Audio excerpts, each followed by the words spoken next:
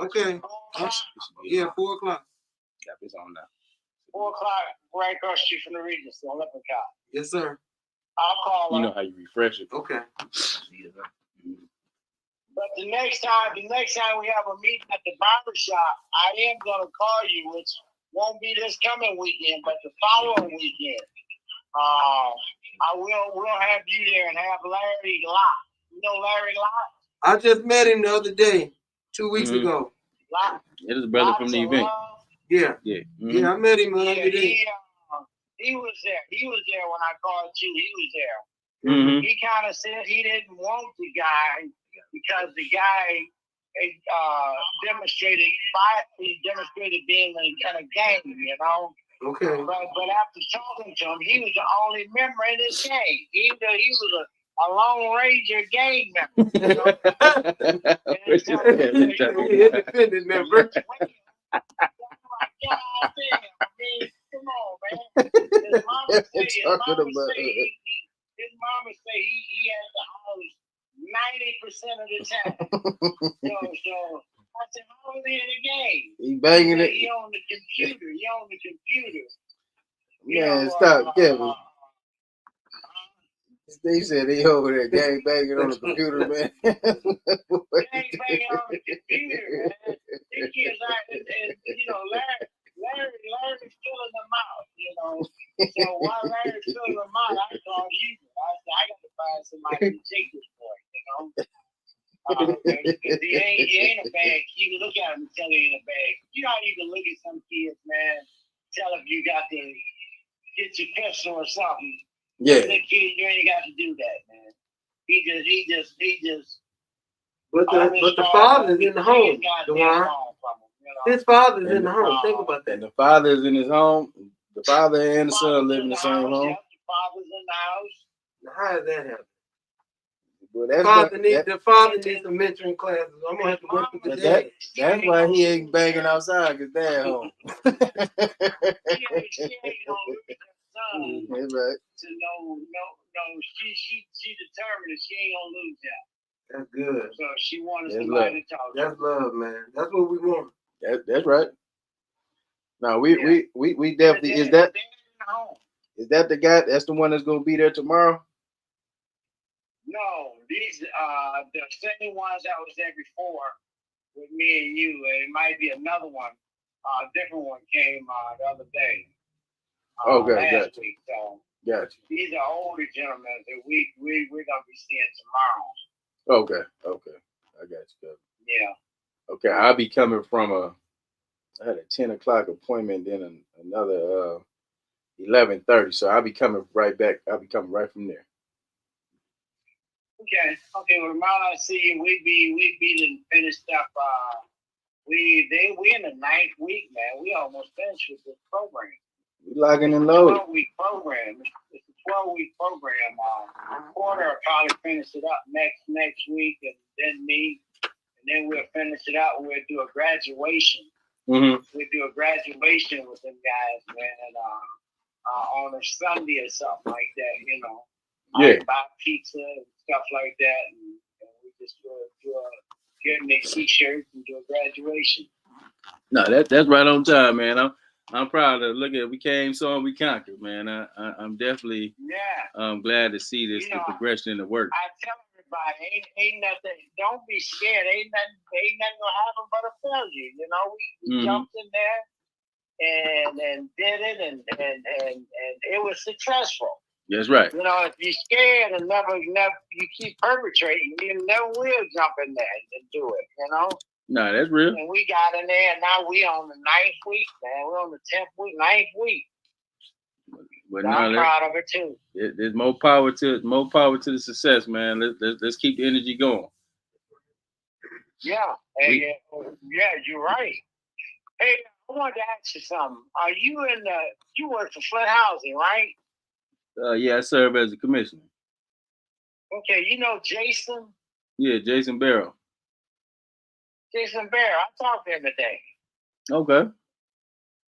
I talked to Jason. I went to a steering.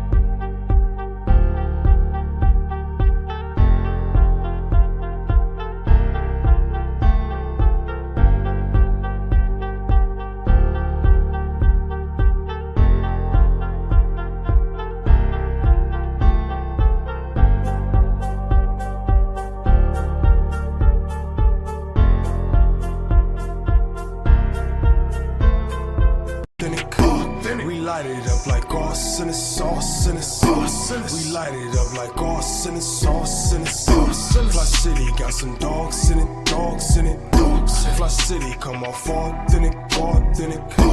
We light it up like sauce in the sauce in the sauce. We light it up like sauce in the sauce in the sauce. My city experiencing a transition from penny pinching, maximizing our dollars, multiply triple digits. I came a long way from baby jars in a project kitchen. Peace and blessings, family. Welcome you to another session of Fli-City Blackout. I'm your host, DeWaun E. Robinson, aka Royale X, and I'm sitting here with our good brother from the Ninth Ward, representing Mr. Jonathan Jarrett. How you doing there, good brother? I'm well. What about you? Man, all is well, Good baby. to see you. You know, hanging strong in the fight. Yeah. You know, I can't do nothing but continue to just try to go ahead and do what's necessarily on the grassroots level. You know, it's been what, 10, 12 years? Yeah. I Since remember being at the work. yeah, I was first introduced to this good brother. Yeah. Yeah, 10, 12 years ago. That was a long My time. college workforce development. You absolutely right. You absolutely right. Young man around there just really wanting to understand so that you could do the kind of good work that you're doing now. Yes, sir. So I applaud you absolutely. Nah, I appreciate it. Which I see from you. You know, I used to watch you and, you know, other good brothers in there, man. Y'all was facilitating. You know what I really appreciated about that? It was just us in there. Right. And that was just a beautiful thing, especially like a young brother coming up, you know, and you know, I was in school at the same time. And just to see y'all facilitating programs, right? Getting people jobs, right? Working with, you know, the students that was coming from Mott, right? And then in partnership with Michigan Works across the street, you know, and holding those type of, you know, initiatives and, you know, those activities taking place out the building, man, in the CRC lab, you know, when folks try to get resumes and things of that nature. So I was in the CRC lab, so I was working, helping folks get resumes and things of that nature. But just to see all you all just, you know, getting to it, writing grants, right? It was just a hub for, you know, a collective, intelligent group that was just, you know, putting on for the city, man. So man, I take all that with me. I appreciate that. Yeah, you know, in that, I didn't know it at the time, but that place in that time laid the foundation for my candidacy now. See, because prior to that work experience, you know, I'd been in corporate America, right, in banking. That's right. And a very, you know, about the bottom line type of thing. And and I got there, and when you talk about the love in that place, it really helped to shape a heart to want to be of service to other people. I used to be amazed at, you know, I remember at that time we had to work a lot. We were working a lot of weekends because we had so much backlog. This was back in the no worker left behind days, and all of those dollars. That's right. And all of those grant dollars. So we were working weekends, and I would hear my coworkers talk about this name, that name, and they could remember the names of people and what those people were doing. I'm like, y'all remember all these folks by name? And, you know, after a while, you really start getting in there, working with people, understanding stories, developing heart to really want to help people move beyond where they are or where they were at that time. Yeah, man. And that was the switch. That's where the light switch flipped for me to give me a desire to want to be a help to others. And you know what, man? I concur with you too, because, you know, for me, it was the same thing, right? It was just, you know, I guess it was a love for getting engaged into the community, understanding, you know, meeting the basic needs of people, right? And forming, you know, relationships, and also options of education. So, you know, I took those type of opportunities because I was just coming back to Flint. I was living in Detroit, you know, coming back and doing music, those type of things. And I came back to Flint, you know, unwillingly. You know, I thought I was supposed to be in LA somewhere, but, you know, I hadn't made my way back here in Flint and enrolled in school. So, man, you know, that kind of put me on a different course in life, man. That got me engaged more into the community. I was doing a lot of public affairs work, then, of course, working with people's campaigns. You know, it gave me a different aspect on how to be a stand-up member here in the Flint community. Right. And I think, I appreciate, being involved and around, good folks like yourself. And Miss Gail Bowman, she was just here last week. And I still, of course, I still see the young brothers, man, like brother Janelle and they're doing good work. man. I'm just saying, that place has produced yeah, some people of influence for sure, and position here in this city. Yes, it has. I mean, that's why I say it was like just fun. It was an incubator. It was. It was an incubator for talent. It sure was, bro. A lot of professional talent yeah. came out of the staff of workforce development, especially black young men. It was all black.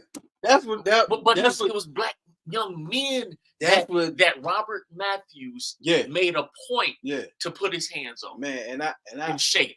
You absolutely right. You absolutely right. You know what I'm saying? We had brothers like, Moses and we had Isaiah, right?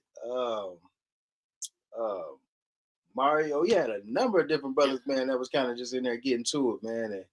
And like you said, man, I think it really it was an incubator for us being into the professional field, right, and doing something, for our community, right, and getting into roles and responsibilities, man, based off the skill sets that we have learned coming through that place. So, yes, I want to acknowledge that time, and again, acknowledge that I appreciate what I have seen from then to now by way of your involvement, as you I think said, at a grassroots level, but really at the level that's making difference. Come on, now. That was the whole plan. Yeah, and I contribute that to you all. Well, but you know what? John, that's when we talk about continuity, right? And it took folks to continue to keep educating the people that's coming up. Mm-hmm. We have to go and have a hand in the development of these young people. Right. If we supporting them, right, then they won't go astray. That's why then we won't be worried about 13% of voter turnout here in the city of Flint. They'll be looking a whole bunch different.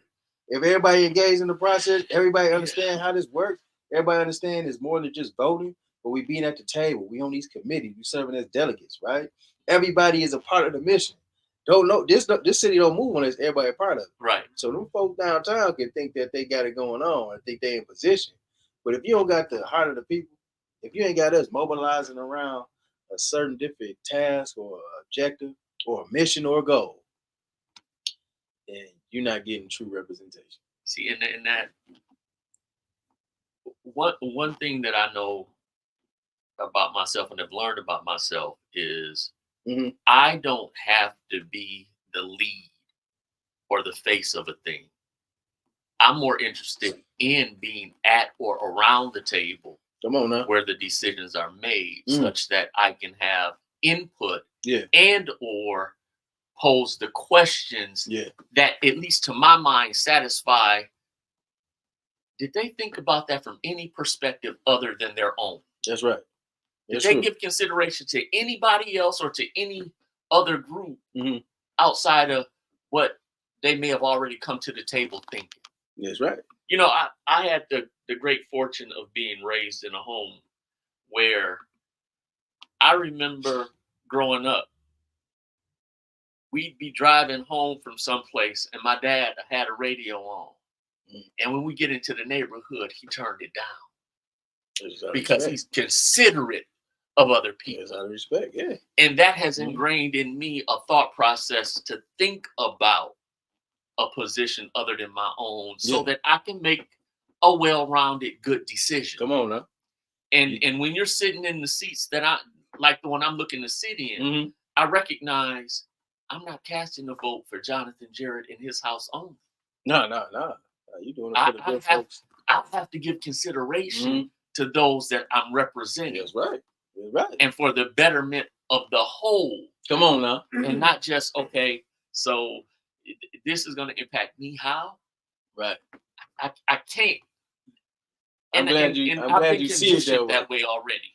I'm glad you see it that way because a lot of times people get it twisted. They think that, we work for elected officials. Ultimately, it's the other way around. The people that get put in those positions, elected officials, are put there from the people. Right. So ultimately, the people has that control to understand that, hey, listen, we respect this person to serve in our capacity for us and represent for us, right? That actually has to be the mindset. I'm glad that you're coming in and you're just thinking of it already. Like, I'm not casting the vote for what I want to do in my household, but I'm casting the vote for not only the good folks in the Ninth Ward, but I'm casting the vote for what makes sense for this city. Right. And how I can work with other wards and other representatives to continue to advance this community. That's what we are experiencing now is the 9 of us coming together to, as is said in the city, to move the city forward. And we're gonna have to come together to move. And I've been sort of stuck on that phrase, move the city forward, because for me, it's not about moving an institution forward. It's about moving the people of the city forward. Yeah. And that's where, we were having a discussion earlier, and that's where, moving the people of the city forward, to me, looks like, how do we create stable conditions for all? I can appreciate and understand not necessarily want the responsibility of home ownership for some, but for those that want home ownership, how do we help them achieve that? I think it's the educational component behind that. When you talk about home ownership, that is the first sign of wealth, right? And create generational wealth. Like, if you want to have an inheritance, if you want to pass these type of assets down to family member, son, daughter, etc., then a home is a phenomenal asset to have. That's a good place to do it with. So people should understand the benefits of owning property, right? And the differences between a mortgage versus rent, right? And you pay less in a mortgage than you would pay in rent, right? And I think sometimes that's what I don't think a lot. Some don't understand that. They look at the responsibilities. Yeah, but you want to have a responsibility though, right? You would think when out of my $1,100 rent or mortgage payment, eventually I get to keep a little bit of that by way of equity versus I done gave you all my $1,100. I gave you everything. And then, still either have to bear the responsibility of changing my own light bulb still, getting up on the, clearing the gutter still, cutting the grass still for you. Yeah, you go to do that anyway though. But that's where and I guess I don't already went off on my CRA tangent. But no, but I think that's the thing when people they get a misconception, right? A lot of times people want things easy. But anything worth having, you got to put some work in. You got to talk about the sweat equity. So if I'm cutting my grass, if I'm painting walls, if I'm putting new tile in, if I got to fix the bathroom or the kitchen, right? That's me doing, but then I feel good about building up this property that I own. I feel good. When I be having to fix something in the house, first I look at it like, man, I got to do this water heater. Man, I don't feel like doing this, right? We ain't going to have no water. How water here. Remember Brother Robert was going through that? I like, man, I got to go ahead and get to it. So I had to do the research necessary to go ahead and find the pieces, do some troubleshooting. And by the end of the project, man, I felt good because I was able to troubleshoot. I needed the control, spent about $400 for the control. And then I had to call Brother Andre in to go ahead and put it on for me. But he was showing me how to do it. Yeah. So next time I need to replace this control at least, then I got a good understanding of how that works. It's funny because there are times when after I cut my grass, I'm like, I got the best looking grass on the lot. It's like I have a sense, or I feel like, okay, neighbor, you're right. Top that. Come on, huh? You're taking care of it. Yeah, there's a certain sense of not pride just in the ownership, but in the way I'm representing myself. That's right. In my household. And there is a need for there to be that outbreak of a desire for that kind of pride in oneself. Come on now. I would agree with you when it comes down to having a pride about the work that you put in, and then especially like you said, it was a time even in my neighborhood, right?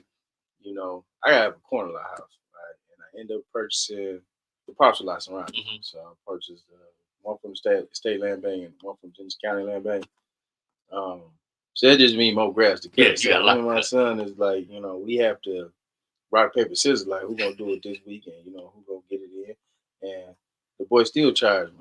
But the thing is this though, it's like after we do the job, after we cut the grass, we do the edges, right? We might even power wash the house, right? It looked really good, so you'd be kind of proud of that. Like, right. You know what I mean? Like this is something that we contribute to taking care of. We don't want to be a bad look on our neighbors. Exactly. Right? Exactly. We don't want to bring the property value down. So that's the thing in ownership. You start thinking of it like that. You do. I don't want to just be the reason why it's trash all over the floor. I don't want to be looking like that, especially on the corner. So, we're going to take pride in this. We want the whole neighborhood to look good. Everybody's grass is cut. And then we all feel good about this. Now the tax value is raised, right? We making additions on the houses, and everybody's just looking good, and we looking at for the children that running up and down the street. It's a safe environment. That's a beautiful thing. That's what we want. That's a wonderful thing. That's what we want. Right? We ain't got to be living, in dire situations. Right. I think we have become accustomed to, just not putting in the work into cleaning up our neighborhood, picking up trash, cutting the grass, looking out for our neighbors, right? Looking out for the children. We lost that aspect, in, I guess, over the years. But I think this would be a time to be able to talk and bring it back. Yeah. Well, there's also, I believe, an element of exposure that is necessary, and education. And when I say education, I don't mean to say a formal education, but more so the education that comes by way of exposure. That's right. I listened to a podcast, and I gotta cite Fred Taylor from the Pivot podcast, and he'll often say exposure leads to expansion. Is that the running back? Yeah. Okay, Yeah. He was with the Jacksonville Jaguars. Actually, that was my guy. I remember him too. He was a really good running back.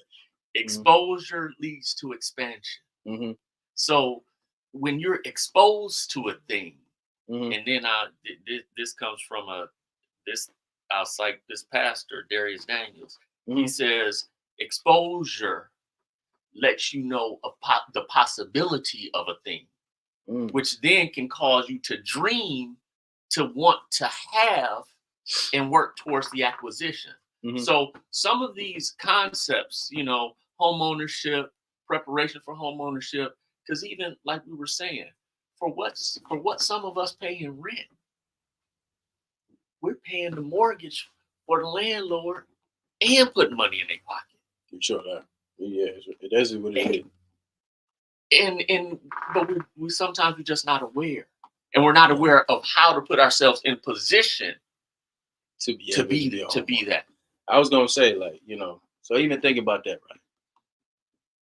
There's some preliminary requirements for home ownership. Absolutely. Right? Absolutely. So when you think about those things and you talk about it, you break it down, one thing for sure, you're gonna look at your credit.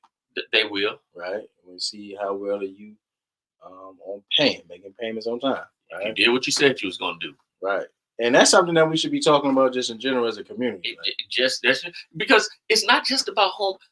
Your credit is just not about home ownership. Your credit impacts how much you pay for insurance. Insurance. It can impact if you got to put a down payment. What kind of deposit you might have to put on utilities. Now, real talk. It impacts more than approval or denial to buy a car or a house. No, you know what? And I think growing up, sometimes we looked at credit as being a bad thing. I know my people used to say, if you ain't got the money to buy it, then you don't need it. Right. Which is understandable, right? And that applies in some principle. But the thing is, it's a way of utilizing credit, right? And as leverage, right?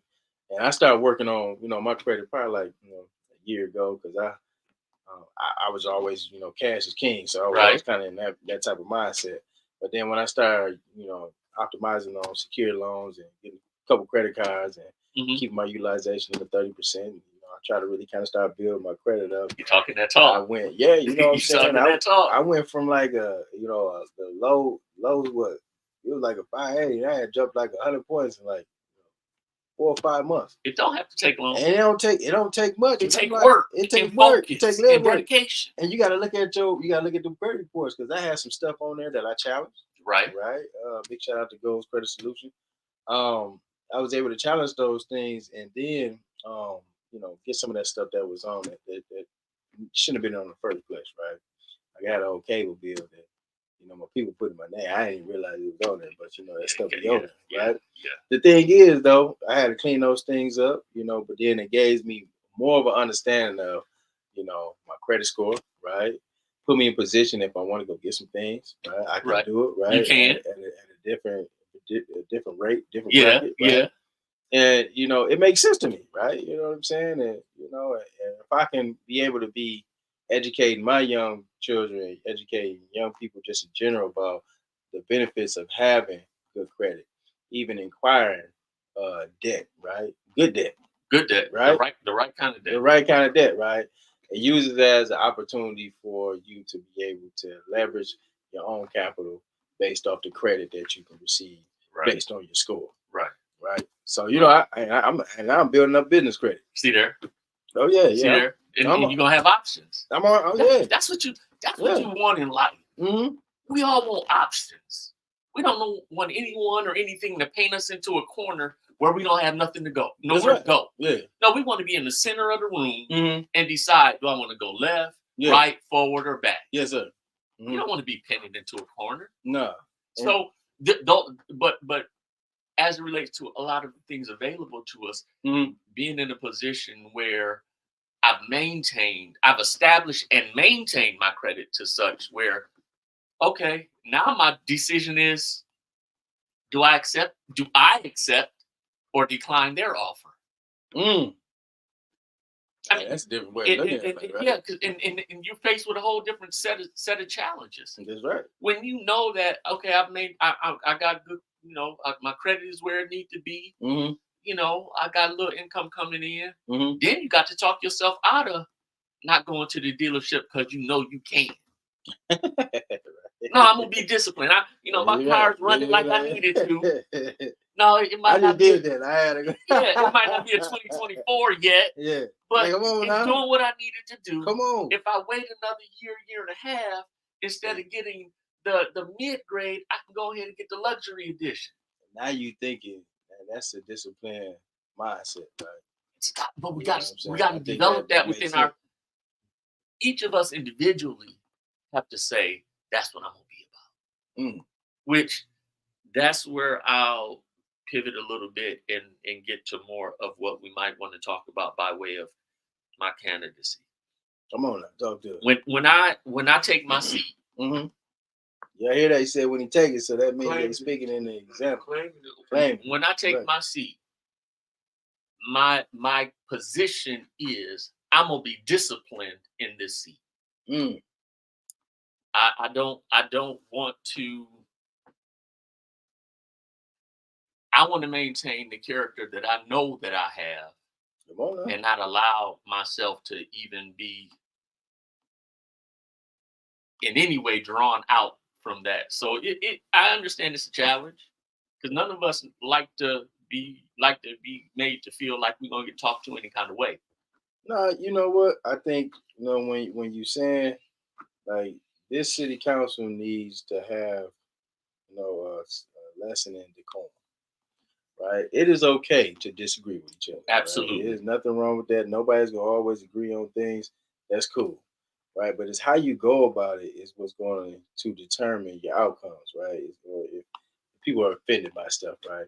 And we have to get out into this situation of people feeling a certain type of way or we're trying to outsmart each other. The thing is this, right? You're on a board, at the end of the day, you all are working on behalf of moving that mission forward. So it ain't about just me and my people or my perspective. It's about, okay, how can we make this make sense? Just I'm only one vote, but how can I work in tandem with my colleagues to be able to make a difference for not this organization but this city? See, right? And I think the beauty of a 9-person council is that you do have 9 different perspectives, not 9 different life experiences, 9 different thoughts that can come to the table to look at a situation or a resolution or what have you from a holistic perspective. That's right. We won't just see the same thing the same way, all 9 of us.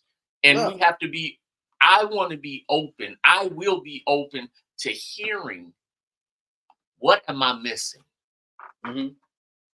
So we kind of got an understanding of, the background. Your profession is in finance? I'm currently in banking, and I'm a Community Reinvestment Act officer. So when you're looking at city wards and you're looking at representation, right, you need to have vast experience. So coming from banking, finances, but also having had that experience in human services, having a human service, which is the big one, right? Yeah. Dealing with people and public administration. You need that type of input on that 9-city council person. And so what I look at it as, that's the diversity, right? So you can come from a different perspective and talk about, okay, well, these are some things in the industry that I'm working in. These are some things that we can take advantage of, just like how we were talking about housing. Yeah. Right? You can be like, all right, well, listen, if you need a part of housing is the lender, right? And then, underwriting, things of those nature. You'll be able to have those type of conversations when we're talking about getting people moving from renters into home ownership. And then also looking at how we can maybe potentially establish the Flint Land Bank. Because I think that's a big conversation that folks have been talking about. People like, all right, well, we need to have this. Eric was doing, he was actually, acquiring properties that way. Right? One time, the brother showed me like 18 properties that he acquired through this. So being able to be on that council, to be able to educate folks, but then also provide those type of structures, that's a benefit for the city. So we need that. Now, that's the background. So why would you put yourself in a situation like city council? And this is just a general question. Why would you put yourself in a situation like city council? And what gave you, I guess, the interest in saying, like, I'm going to run and serve my community? Again, I realize now, looking back, that my heart and desire to help people was forever impacted with my mod experience. My running now is me accepting a call to service. I absolutely, I know that I have too much to offer, not to offer it. That's deep. I can't waste it. So I have to make at least an attempt to utilize. And you all heard me earlier say, when I take my seat. So I expect to be able to use this gifting in this format. When I was approached, I said, I was sort of, I don't know. Like everybody did. I don't know. But then, I talked to my wife. Yeah. And I also knew and know that to an extent, my calling is her calling, or at least some responsibility and support and understanding in a public calling could be some strays that she catch, as well as her calling is mine. So I support her as she supports me. That's right. And when I had the conversation with her about this, she very much has been and is in support to say, basically, what I said here a minute ago, you have too much in you not to offer. So why is because I'm accepting the call to service, and I'm ready to do that. I'm willing to do that. I feel I can be a good representative for every aspect of my life that I will be representing, because I'm not just representing the 9th Ward. That's right. I'm representing Flint. my family, my wife, my God. That's right. I when I sit in that seat, I'm gonna be sitting there understanding that I'm representing all of that. Come on now. That's a phenomenal, outlook, right, on representation. Because a lot of times people might just think about, and people get into politics or, representatives for different reasons, right? But at the end of the day, it's like, as far as a servant leader, it's always to serve the people.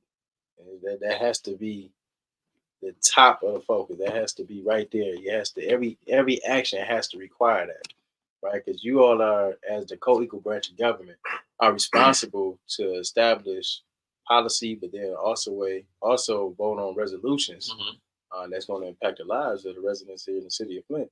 So you have to be thinking of it in that way. Every decision, every vote, my conversations, right, my collaborations, all have to go back to that ideology, right, of serving and working on behalf of the constituents. And that's a huge undertaking. So I commend you. Yeah. Right? And as you're saying that, it causes me to have a thought to where I understand, and I do have understanding that we are that co-equal branch, and we approve resolutions that are presented, and most, from what I've witnessed here in the last few years, a lot of the work that the council has done has been approving resolutions presented. That's right.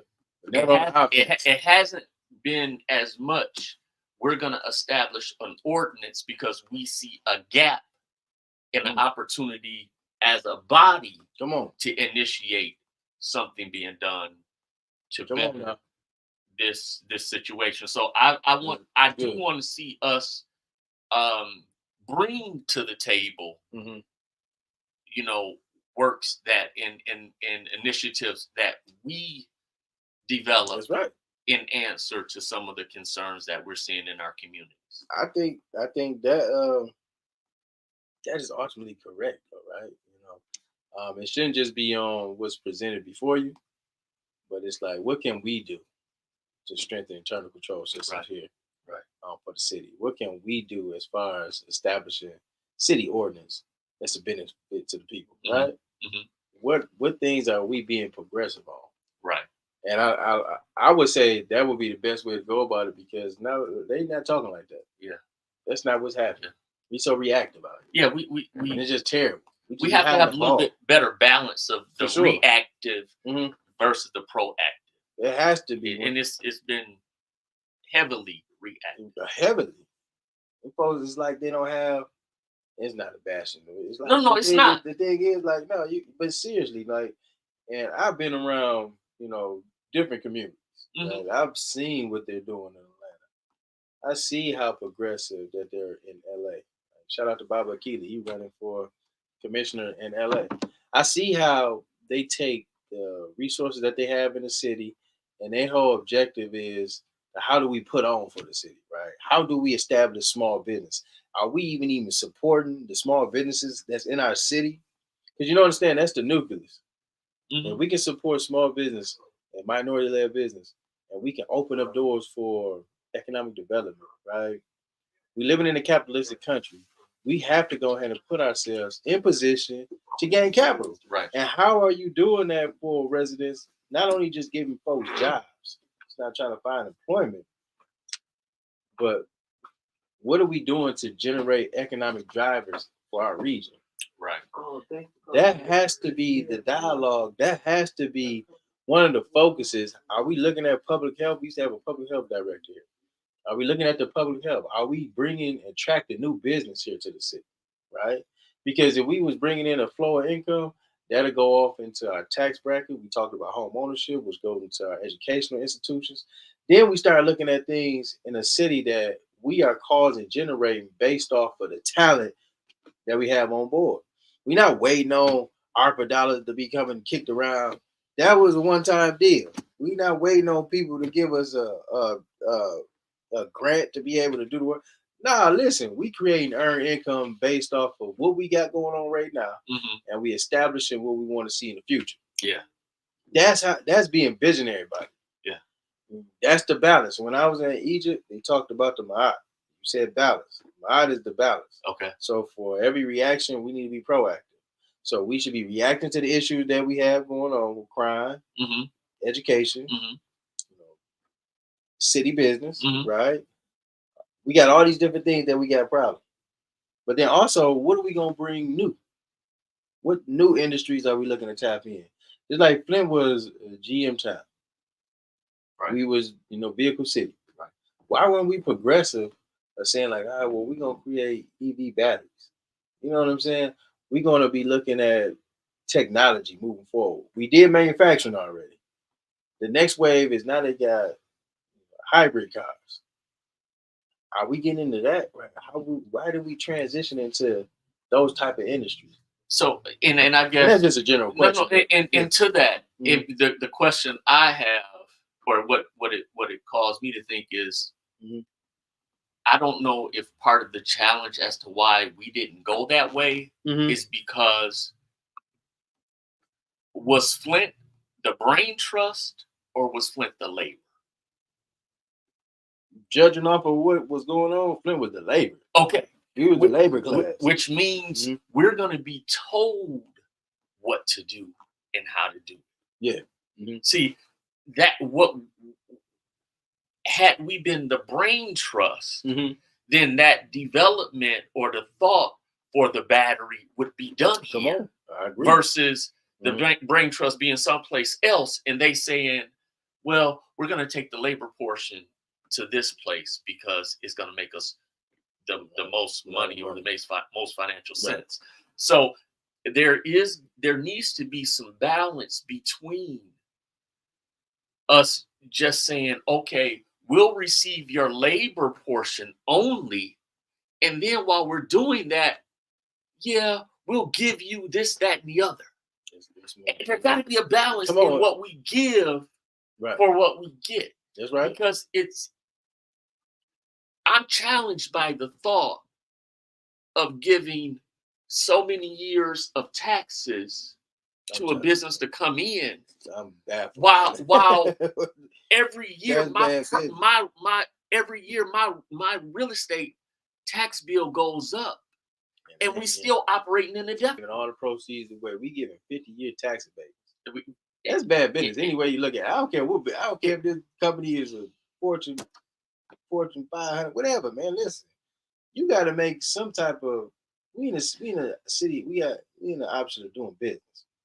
So, if folks want to come to the town, it has to be some mandates of how there's some community benefit. But you said it earlier. Yeah, we were vehicle city. There's infrastructure in place already here.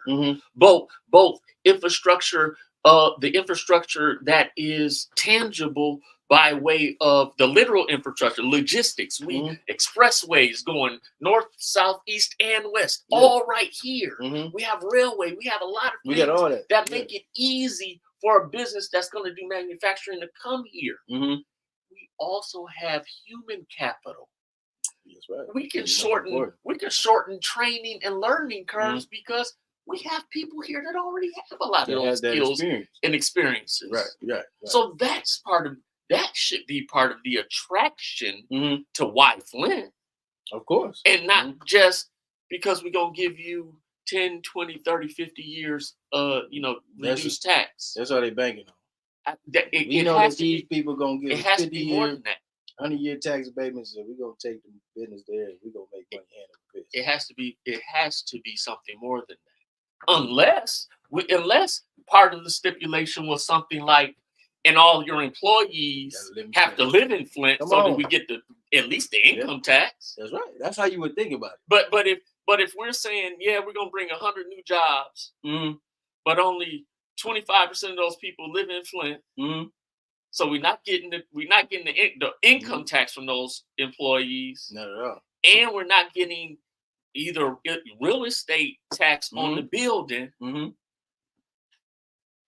We just giving stuff away. So some of that negotiation, I'm not privy to actually how the negotiations are working, and I don't know how much exposure we'll have. I don't think we'll have exposure to those negotiations as a council person. But once it comes to the table, then we can ask our questions and try to gain some understanding. And those are some questions that I really want to get my arms around, both as a council representative, but even just as a taxpayer and resident here in the city of Flint. Help, as they say, make it make sense, because it don't make sense from the outside looking in. To me, you don't even have to be at a city council meeting to understand that just don't make sense. We giving something away for free, 50 years. Ain't none of us gonna be here by the time that stuff come back out. It's like, what sense does that make for people living in here now? Right? I understand we build for the future, but like, what are we doing for the short term? Right? So those are the questions that we're gonna be expected to be asked when it comes before council, right? Because y'all got the last say so. Yeah, it come before it. And so they want to be able to answer those questions, and it should be pleasing to the residents, right? It got to be that. Yeah, the residents, we deserve to understand and know, and have our representatives at the table. And that's the thing. So when we voting, and I know we'll be coming out too, because we have this special election. So the special election is in May. May 7th, excuse me. Tuesday, May 7th. So if you have not registered, we are calling everybody to get registered. We are voting at 13% here in the city of Flint. That is not enough to be able to get good business in. That is not a pure representation of the folks and the population size of this city. So we got to start looking at how we're going to boost that up to 50, 60, 70%. So we're going to need it first. Everybody get your license together, right? Make sure you got some ID. That's one of the first things you got to do. And then go down to the Secretary of State, make sure that you are registered to vote. See, listen, this is the thing about us doing for self. We're not waiting on folks. We're not just expecting people to just do stuff for us. We are getting proactive by putting the right people in place as far as leadership goes. And then we are staying connected to them by the hip to be able to ensure that our voice is being heard. So we got to do our part. We want to be a progressive community. We want to have parks up to par. We want to have businesses flowing. We want to have 1,000 people walking down MLK Street. We got to be able to start orchestrating those missions, and we got to start being on the front end about it. We have to not only just go vote, but the real work happens after the vote. We have to participate as delegates. We have to participate at these city council meetings. We have to be on committees, right? And so these are the ways that you start being astute to what's going on in your city, how you be aware of what's going on. Read those resolutions on the agenda so you know what's coming down the pipeline. But then also talking with your representatives and saying, hey, what's up with this, right? I'm a small business person, right? I'm a small business, minority-led business. My whole thing is be looking like, how's the economic development working for us, right? We don't want to hear about all these RFPs about what's coming down the pipeline, and let alone yourself or anybody around you getting those grants, opportunities, right? Or loans, right? Something has to change. And so when we talking about moving Flint forward, it's gonna start with the people that's in position. So city council is a very important role. I know we get laughed at, people be watching this stuff on TikTok and think that it's a bunch of mess and whatever the case. Even when I go around, whatever, right? People talking about the council, like, what I'm saying? I'm like, man, now listen, them people are over the livelihood of people. So it has to be some type of standard there, right? And, we lost a brother, Good Mays, Eric Mays, was a true fighter for the people, right? That was a real good brother who really cared, right? So we got voids to fill. And so I just really want us to take this serious when we talk about going out to vote. And you need to participate and help on people's campaign. I learned a lot, Brother Jarrett, when I was working on people's campaign. I understand how maps work. I understand going to the precinct. I served as a delegate, right? Understand to get out the vote, right? Understand about talking about the issues, right? And galvanizing around the issue, not about I want this, and that, but what is the issue, the commonalities in this, right? What we all want trash to be picked up on time. We all want, you know, these blighted areas be knocked down in like some nice areas, right? We want our city services, right? Those things, stuff that you really didn't even know nothing about unless you was engaged in it. So I advise everybody just to really get involved with your local representative. Each one of us has one, right? Have a contact on them, right? Connect with them. If there's some questions or some information that you need to get, make sure you connect, right? And you need somebody who's gonna answer the phone, like Eric. Eric was always answering the phone, always on call, right? Not even if you have to live in the first ward, the brother was trying to check in. He always sent people who wanted, some information about housing or from the Flint housing. He always sent them over. And so, I knew it was becoming to be able to follow through because he'd be calling back again if I didn't check in or something. So, and that's important. Yeah. Right? Those are your checks and balances. Yeah. See, and I want to sort of piggyback on the voting part, and I'm gonna take you behind the curtain. This was my first time actually, being an active part of any kind of campaign. Mm-hmm.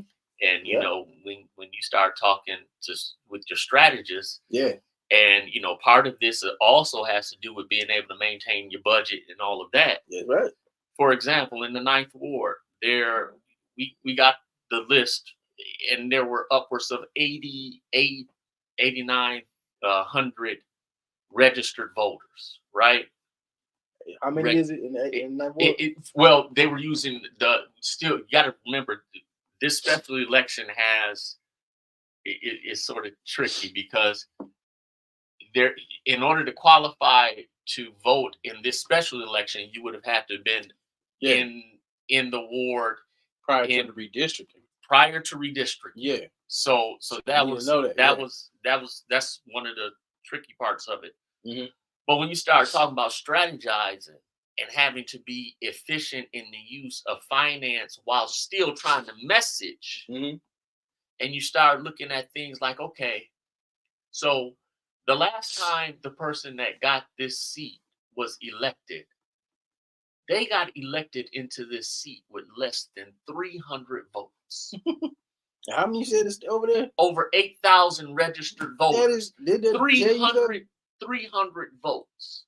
Right. So what does that begin to make you start to do math like? Because, okay, if I do a mailer to 8,000 registered voters at 20-something cent per piece of mail just to get the mail out, not to mention the printing, you're looking at 25, well, you're looking at about $5,000. Okay, I want to get the name out. Which is pretty ticky though. Yeah, I want to get the name out, but I got to be smart about how I use this money. Right. So I tell you what, instead of sending one to every registered voter, let's see if we can get a list of who voted in the last election. So I said that to say this.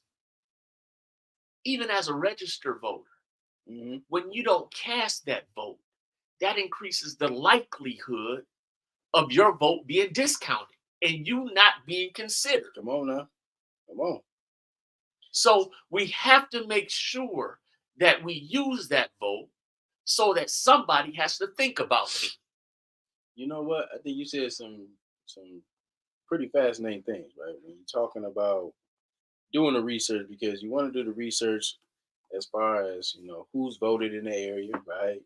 Understanding that you had to live in the district lines prior to redistricting, right? Because that was a big hang up with the recalls that were taking place. Right. You was getting signatures. They might have been bad because they're in the new lines. Yeah. So those things have to be a part of the strategy. And so the war room play. But that information had to be dissected. And if you got 8,000 people that live in that area, in the 9th Ward, right? 8,000 registered voters. 8,000 registered voters. And only 300 came out to... Only 300 for the casted a ballot for the winner. And meaning that, it was probably 2-3 other folks that was running. So they said we probably like 1,000 people voted.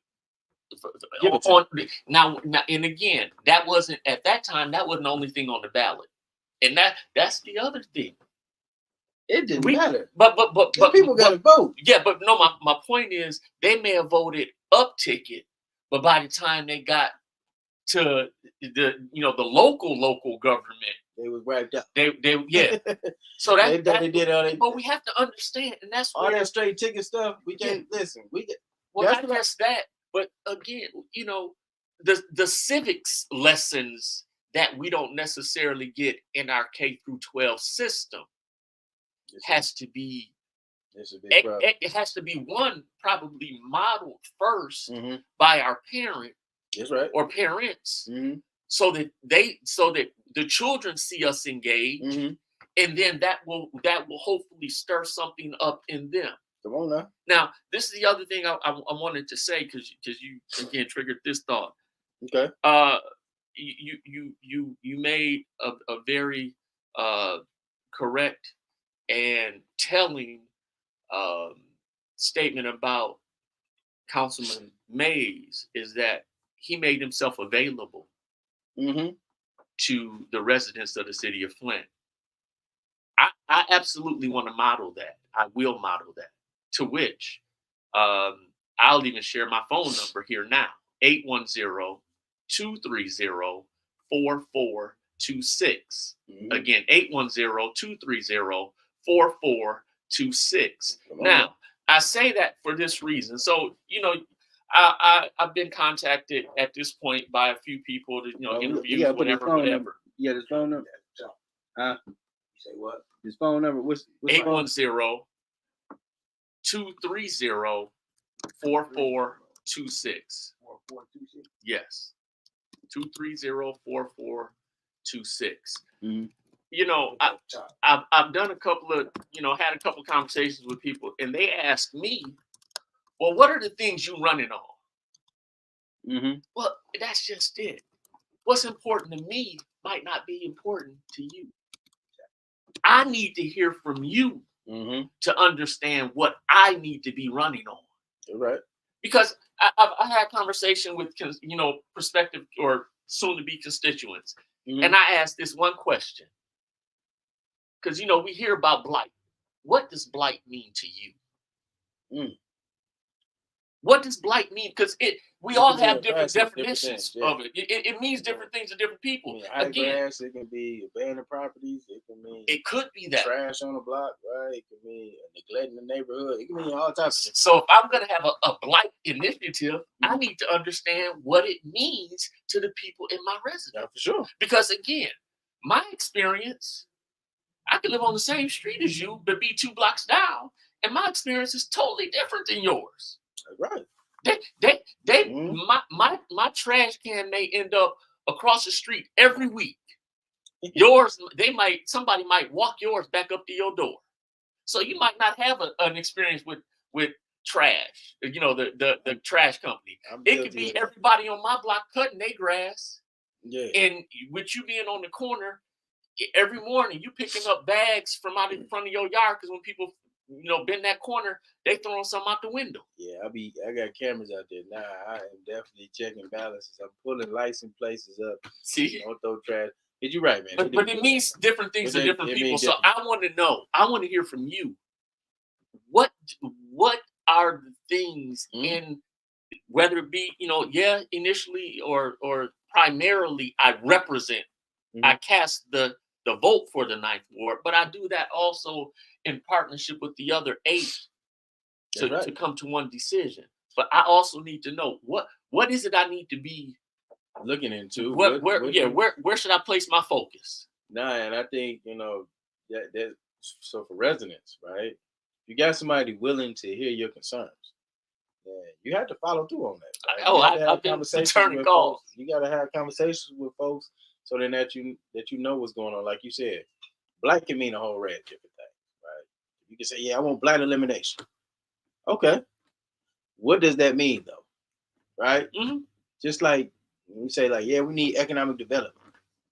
Okay, that could be a gamut of different things, right? What do you want? And you get more specific, like, okay, well, we really need loans and grants to small businesses. Right, You know right, what I'm right, saying? right. But economic development, you might be talking about all type of things, bringing business to the town, right? Activating the businesses that we do have, the sectors, right? So I understand when you're talking about being direct, and some things that we have to learn as constituents, as people, we have to be very direct with our elected officials, right? And then we have to learn to ask the right questions, right? A lot of times, people they want to know something, but you may be asking the wrong person, Right. or you may, frame the question, confusing, right? We have to be very direct. We have to say like, okay, I'm hungry, I'm ready to eat Arby's sandwich chicken right now, right? You know what I'm saying? Okay, I got you, brother. On Arby's chicken sandwich, got you. You know what I'm saying, you know what I mean? We got to be, as voters, we have to be intelligent voters. Let's be educated voters, right? Let's be an educated community. You heard what the brother says. Civics is not being taught in schools. So you're going to have a whole generation of people that don't understand civics.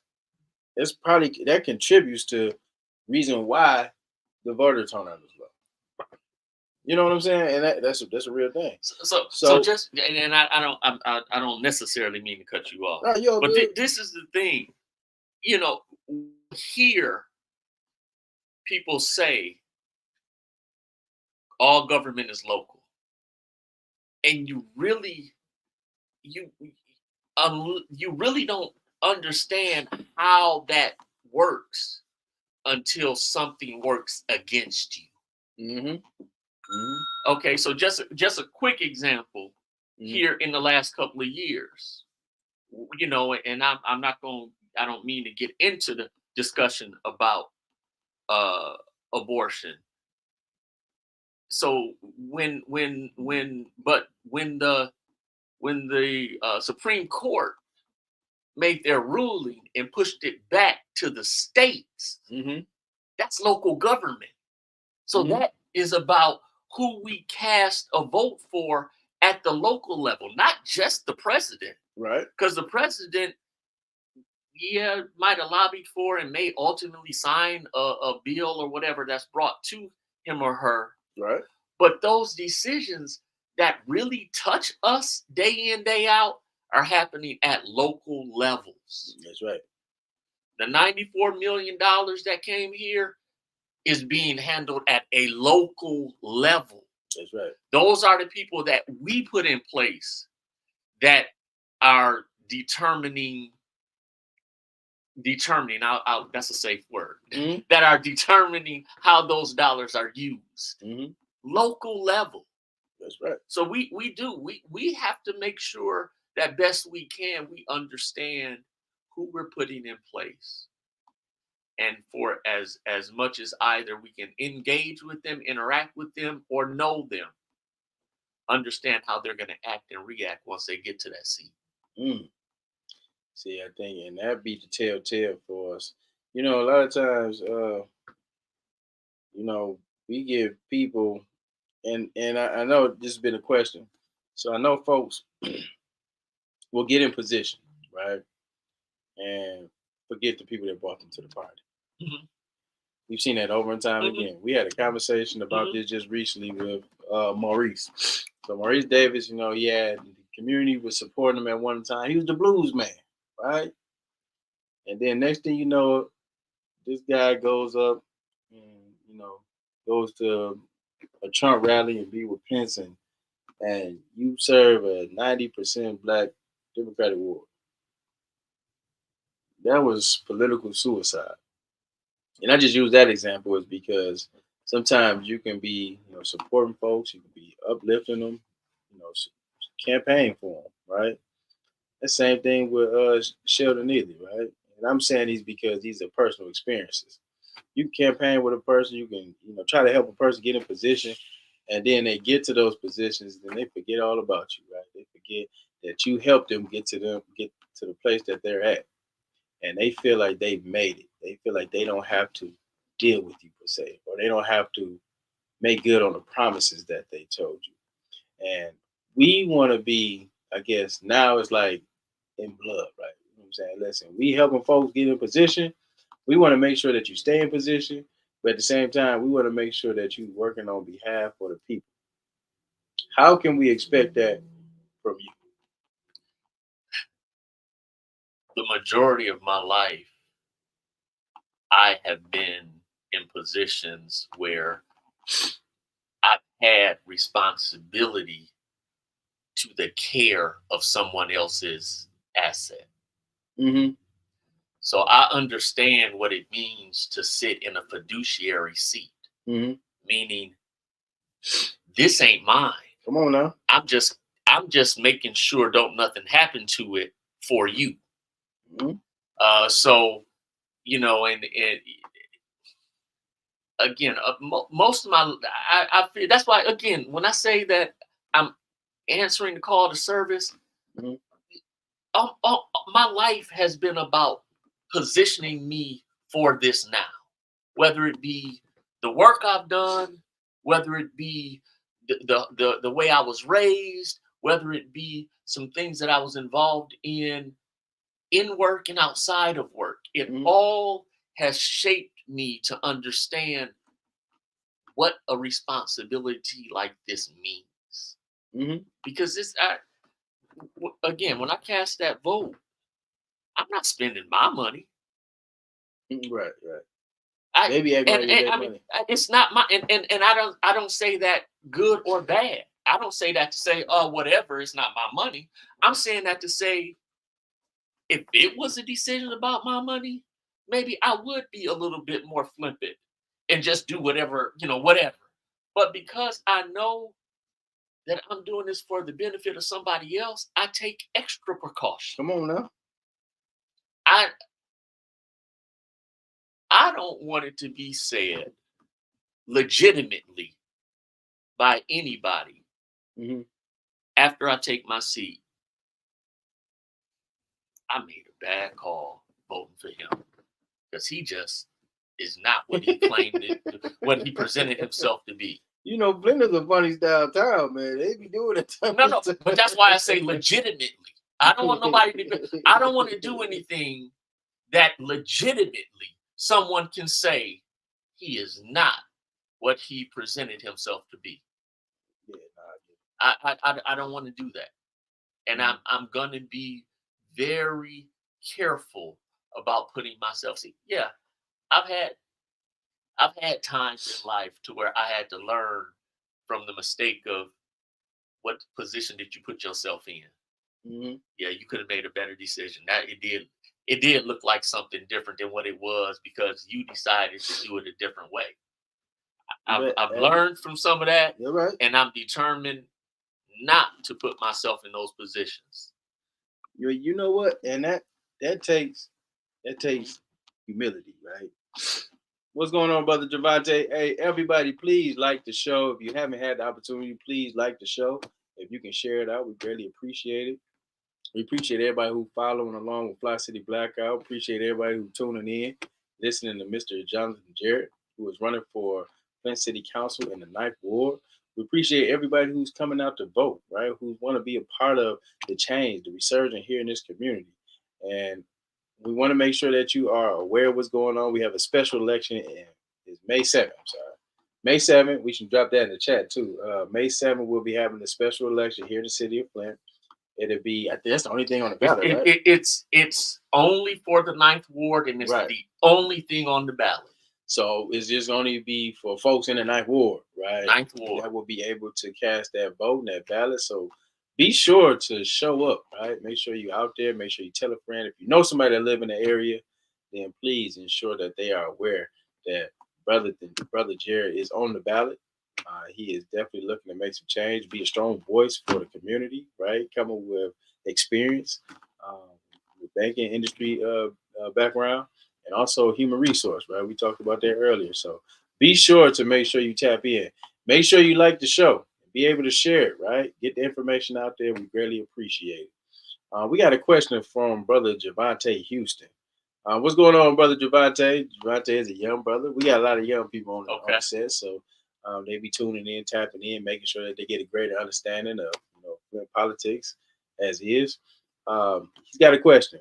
What about the schools and education for the younger generation? Thanks for your question, brother Javante. We need to see you in the office here soon. From the way I see it, one of the biggest challenges, particularly, and there's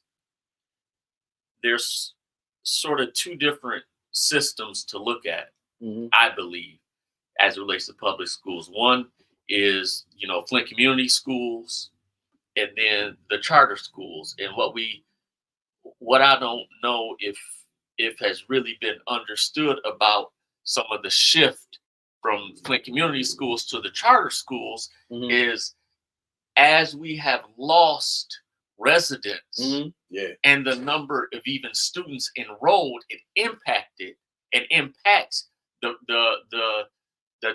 federal and state dollars that are received for the school system to operate from. That's right. And I believe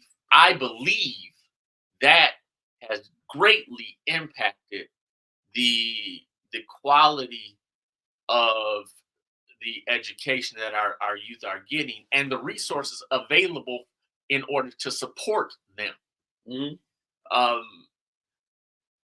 I believe too that one of the things that we really, and myself included, need to make sure that we are doing for our children, grandchildren, what have you, is reinforcing support at home, making sure that we are part of their homework activity, making sure that we are promoting literacy by way of whether it be our infant and toddlers reading to them, then at a point where they are beginning to reading with them,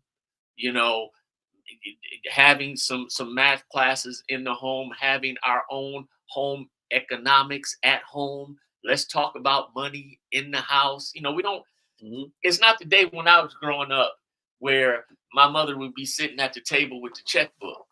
We don't write checks like that anymore. But even introducing the concept of bill payment, what it takes to run the house, and that type of thing. So I believe that we should at home be complementing the education where it's needful, and if by chance there's a need to supplement the schoolwork. Now, and I want to make sure I'm clear on what the difference between complementing and supplementing is. Supplementing is where there is a deficiency, filling in the gap. Complementing to say they're getting, but I just want to add something to it. Come on now. All right. So it'd be like a person who don't have shoes. You would supplement the fact that they don't have shoes by providing them shoes. It'd be like brother having on a tie, and I help to straighten his tie. I'm complimenting the tie he already has. So I think that there's some of that also can take place. I'm somewhat empathetic with the situation that these administrators have, in, like I say, with specifically the fiscal challenges that they have, trying to make these systems run and operate on lesser funds than would be ideal to keep everything going. Now, you said, even when you talk about declining enrollment in school, that each student received a certain base, right, for the school year. So we have the decline in enrollment, then we're not going to be having the budget to be able to bring in, majors to school, provide extracurricular activities, even ensure that we got the proper books up to scale, right? All those different things play a part. And even myself, man, I have, my children go to Grand Blanc, and I be wanting them to, I don't know if I'm doing them a disservice or not, because I want them to get the education, but then also I want them to understand what being a part of their community. I grew up down the street from my school, from my elementary, which was Scott Elementary. Yeah. Yeah, Whittier and Central, we walked to school, right? So it was just a certain pride about going to school in our neighborhood. Right? We all went to this school. We all got together in the morning, walked, dribbled the basketball, went to school. Yeah. That was amazing, right? The children out there, they're not experiencing that. No, they're not getting none of that. They know how to ride the bus or get dropped off. I got to drop them off. Ain't no bus coming over there. I'm like, man, see, that's a thing, right? But I guess we had a crossroad. We need to decide, are we going to reinvest into our public school system? Are we going to enroll our students, our children back into school? Mm-hmm. Are we going to hire talented educators that's going to be educating our youth? Are we going to own the properties by the school so that way we build a tax base for the school right in our neighborhood? Right. So we got some real decisions to make. We can't just neglect it and be like, oh, well, you know what? The school system is going down and we moved out to Grand Blanc or we send our children out to Flushing. You know what I'm saying? Like, we got to think about it like this. What is our investment back into our public school education and system? Right. And then what is this public school should tell us, this is how we're going to honor having our students and enrollment back. It should be a drive. We're going to go get teachers. We're not going to have this issue or discord on school board, right? You got to have all these things. Everybody going to have to do something to change the school system in Flint. It's just not going to happen by us doing nothing. Well, and that's where there's going to have to be a different level of, I want to use the word commitment. Mm-hmm. But I mean, just think about where we are as a society. DeWaun, just think about it. Think about it. We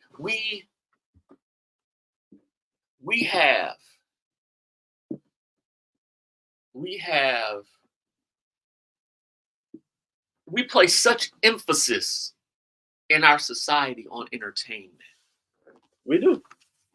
So in we'll sports. have an athlete sign a 5-year, $300 million contract to play ball. Yeah. But the teachers that were in the K-12 system while they were growing up are challenged in their salary at what, somewhere 30, between 40,000? Yeah, I know. It's a discrepancy. So that being said, where it's crazy. Yeah, you can have a heart. You can have a heart to educate. Yet you got a mortgage, or you gonna have to pay some. You got to live somewhere. You got to drive some. You got to buy food. All this stuff. Inflation is high.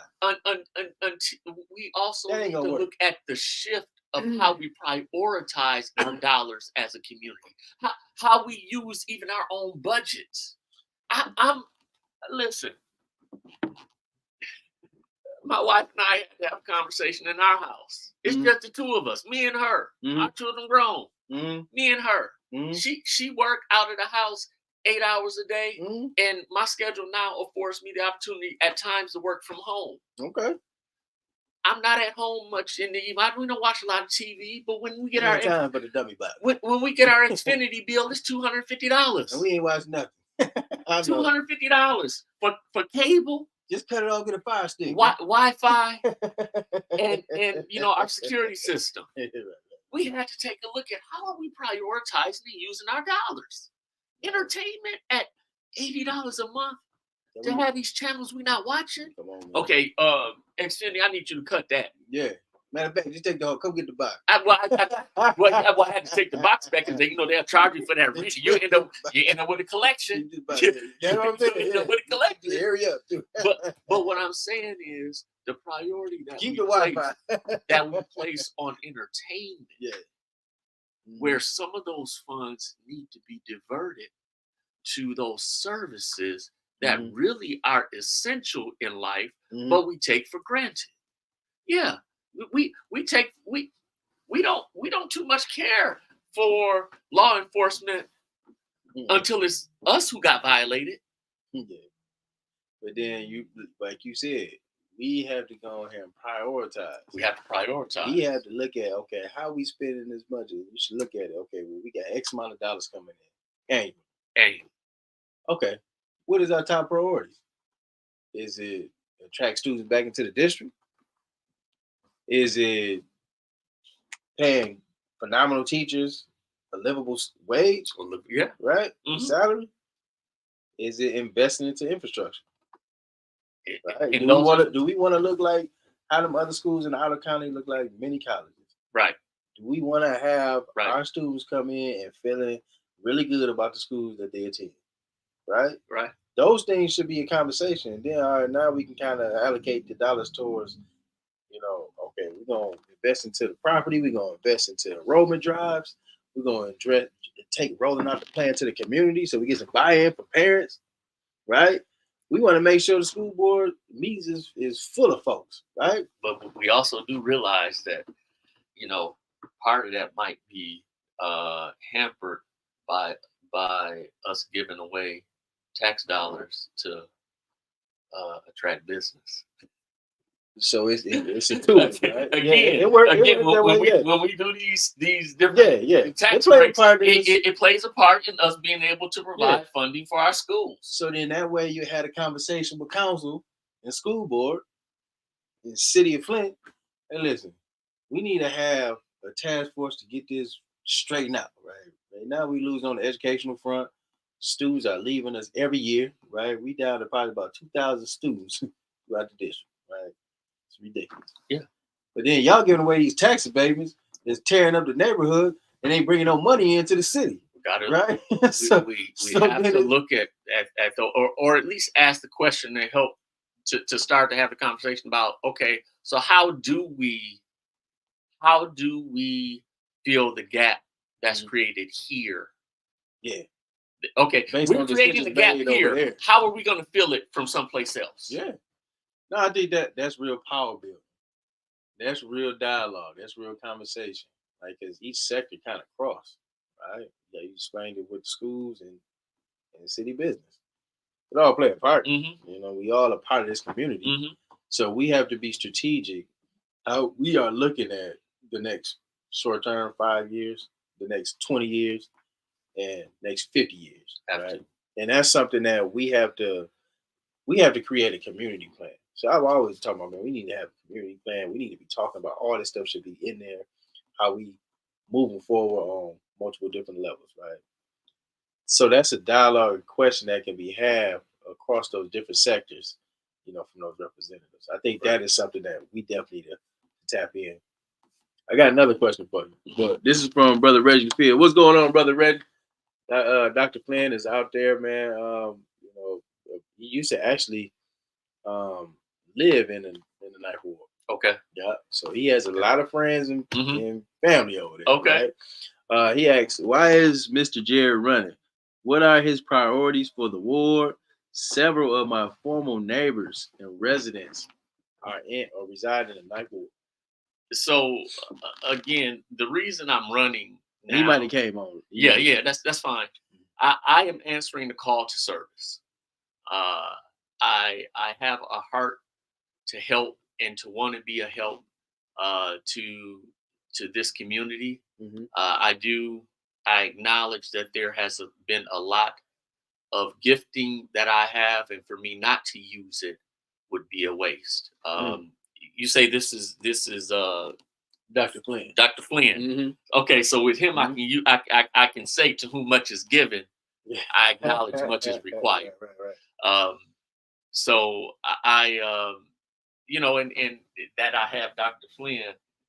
My grandfather, Piathan Massey, which I believe you'll know that name. I'm one of his grandchildren, and how my grandfather is about or was about trying to help to be about a difference in the community.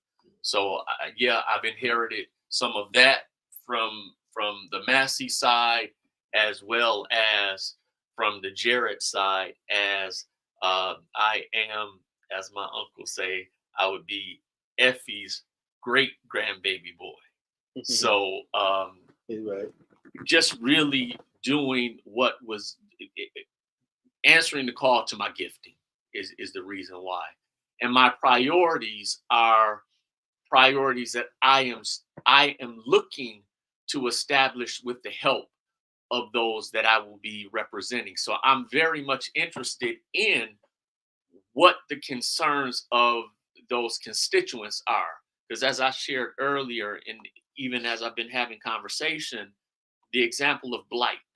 What blight might mean to me on my block could be different than what blight means to somebody else on their block. For example, blight could mean grass not getting mowed on my block, but it could mean a home that is abandoned on another block where there are issues of crime and other things taking place. So really trying to understand what are the concerns of the constituents so that I can work to address those, and not just because either, it looks good on a flyer just to put blight, to put crime, to put that, but really to understand what are the issues in the area where I will be representing, and then to be able to take those to the larger group, to the council, to identify what are the common themes throughout the city. Let's see if we can knock those out across the entire map, and then look at those other projects where it's onesies, twosies, it's this here but not there, and see where and how those can be addressed as well. I think that was well. That's actually well said. So and then he had a follow-up comment where it was city council doesn't control educational policy and or resources in Flint. Okay. Yeah. Yes. I think, even with that, it could be some collaboration efforts, right? Even if a certain sector doesn't control the business what another sector is doing. I think when you're talking about properly planning together, you can say, hey, the business that you all are doing in the city is affecting our educational system, right? You know what I mean? Like, we're responsible for our educational policies, but city business in some way, indirectly, directly, is impacting our educational policies and institutions. So it's dialogue that need to be taking place, and conversation that could be able to share light, provide insight into how to better position both sectors. Yeah, but that's a excellent point. The fact that we don't shape those policies directly, yet indirectly we do support and will support the efforts of the school systems. That's right. Okay, so we got another question. What are your top 3 goals for the 9th Ward? What I want to see is personally I want to personally execute on everything that I say I'm going to do and commit to doing. I want the residents to feel good about their choice in me, and I want to serve to help to meet the needs of those that live in the 9th Ward and across the city. Again, it's not enough for me to, or it's not at all that I am wanting to be there to serve myself. I really would rather do something like The Wiz and be able to be behind a curtain, do my work, and not have to have my name or face or even my voice heard. I don't care about that. I do, though, want to do the work on behalf of those residents and do the part that I believe I can do in helping to bring about change. Now, I'm not coming in any way represented as if I am the difference. I'm not going to be the difference in the city of Flint. I do, though, want to help to make a difference, and as many a differences as I can. I think that was well said. It's not like looking at being a savior or anything. I didn't even want to use that word. That was a word I thought, but I didn't want to use that word. I'm not here for that. That's not me. But that's real too, right? People can respect that, like, I'm coming to be an assistance. I'm coming to be a help, right? Like I said, things just don't happen. Ain't never gonna change overnight. It didn't take us a day to get here, right? But if we all roll up our sleeves and put the work in now and commit ourselves to sweat equity and not waiting on other people to come do this for us, and really, plan and be strategic, put the experience in where it's needed, then, things gonna shake out. We shouldn't even be having these conversations 10, 20 years from now. It's like equating what I say to like my son, like, it would be crazy for y'all to be still talking about Black Lives Matter 50 years from now. Like, we didn't do nothing. Like, you know what I'm saying? That's how it would feel like. Like, we didn't make advancements for folks right now. Like, that's what's not going on. Because all the work and effort should be going towards changing the circumstance. It should be creating a better quality of life for us all, right? That's what people who are elected to do now. The city shouldn't be going backwards. There ain't no way we should be moving backwards. We should be always looking at how we looking at forward mobility. What things have we changed in the last year? I am sick and tired of these same council folks that be coming in and just be like, it's like, man, like, this is worse than what we had just a minute ago. Brother Roberts, didn't we just have this conversation recently? Isn't this council group that's set up right now? Yeah.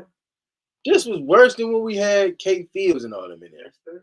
It's like, I don't know, we just missing something. Change chairs. It just change people, but chairs the same. The chair's the same. The mindset, the mentality is still there. It's like we are looking for a complete overhaul. Yeah. We got a few talented people that's on city council right now. We are looking for a change, a difference. We can't wait another 7 years. It's just not in us. We need that to happen first day. Mm-hmm. So we are very involved in the process, the selection process, right? We have you coming in the 9th. We have Jan Marie Arbin coming in the 7th. And potentially, there's some recalls taking place right now. I want to say the second ward failed, but the third ward is on again. We looking for people who are not looking for self-gratification. We looking for people who can work well in a team. We are looking for people to have some ideas, but based it on the needs of the community. And we need people to get activated yesterday. You know what I'm saying? That's what is so important about this race. That's what's so important. We need city leadership at the mayor office. We need city leadership at our state representative. We don't even have a constituent service office here in the city of Flint. So if you want us to get some information from the state, who you gonna ask? Who you gonna talk to? Right? We ain't not hold meetings or functions about none of that. We ain't even talking about the water crisis no more. 10 years. We just had Mama Claire on talking about the 10-year commemoration. And it's not 10 years of celebrating the water crisis. They're saying this is 10 years, man. 10 years of nobody being held accountable, ain't nobody received a dime. And our children have been negatively impacted by it. Well, people are tired. One thing that I am and will continue to be careful to do, and I want to do is I want to thank those that are serving for their service. Right. And I don't want to besmirch any of them in any way. I intend to come and where we agree, wonderful, we agree. Mm-hmm. Where we have disagreement, it's a disagreement. It's not going to be a fight. It's not going to be an argument. Mm-hmm. I think differently about this than you. Mm-hmm. And I respect that you have the right and see it differently. Now, I may ask you to help me to understand what it is you see that I don't. Which is cool. Because if there's, I recognize I'm not omniscient in any way. Mm-hmm. So help me to see what I may be missing. And then we go from there. Not every decision that I make, even with, my best effort and thought, it might not wind up playing out to be the best decision. Mm-hmm. I'm going to do the best that I know to do, given what I have to work with. And a lot of what we are going to have to work, what we do have to work with, and what I want to make sure that best I get is good information. Mm. So there is and will be a need on my part to make sure that I'm doing the due diligence that I can, while again taking up the business of the city of Flint. So I am going to be looking for information to be provided from the sources and resources where it is required, prior to meetings and doing the due diligence in committee meetings and those type of things, such that we know, and I know that I'm casting a vote as informed as I can be about a matter. Come on now. I think that's commendable. Brother Roberts, do you have any questions or anything you'd like to add to the conversation? Yeah, You too, Brother Rick? There's a few things as far as you said that you're going to come in with pretty much a clean slate and going to work on being a positive element. Now, are you working to do some due diligence so you can be very clear about some of the strife that has been plaguing the last two administrations, as far as especially dealing with, as you guys talked about earlier, but the water is one big thing. And then how do you think you're going to be able to work with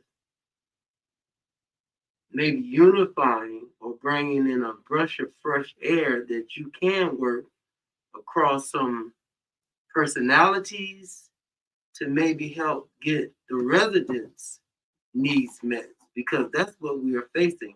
The residents are not getting their needs met because there's so much politicking going on or grandstanding. So had you thought anything about that or strategizing about any kind of thinking as far as, I understand you're going to do your due diligence, but there is some deep-seated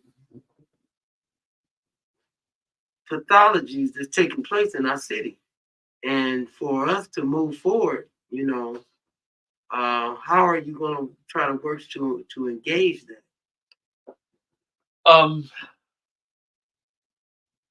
Shortly after accepting this call, I was led to the scriptures, Proverbs 29.